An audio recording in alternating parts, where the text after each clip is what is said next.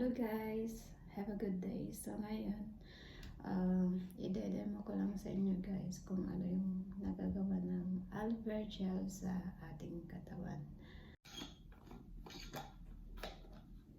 So ito guys, yung tubig, ito yung nagre-representa sa ating katawan.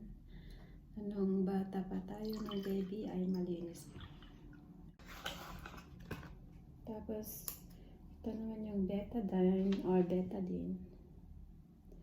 Ito yung magre-representa ng mga toxins na naipon sa ating katawan. So,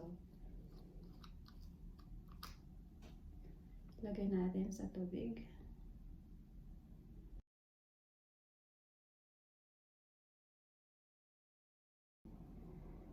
So,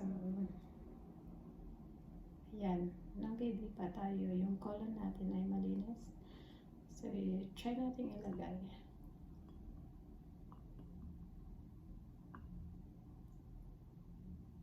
Nagano na siya, di ba? I-try natin linisin sa, di ba sabi nila, pag uminom ka ng tubig, malilinis. Try natin ilagay. Ayan, may nagbago ba guys? Wala. So, hindi sapat yung tubig lang. So, kailangan natin uminom ng natural way. Kung gusto mong maganap ng natural way. Ito guys, aloe vera gel.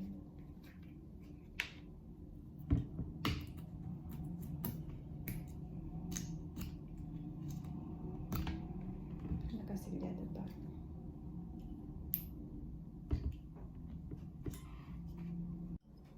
So, ito guys, yung aloe vera gel.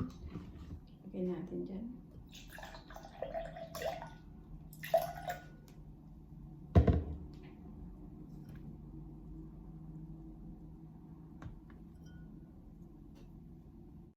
Kahit naibabad na siya.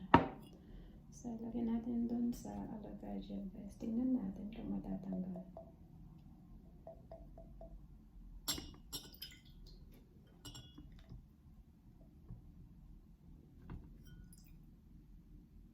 So, ayan guys. Natanggal ba? Diba natanggal?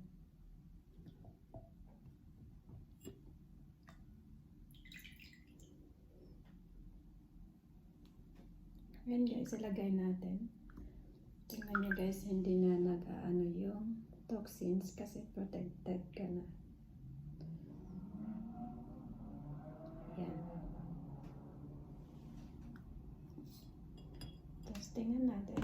Ibuhos natin dyan. Ayan. Diba nawala? So, ganyan kaganda guys yung aloe vera gel natin.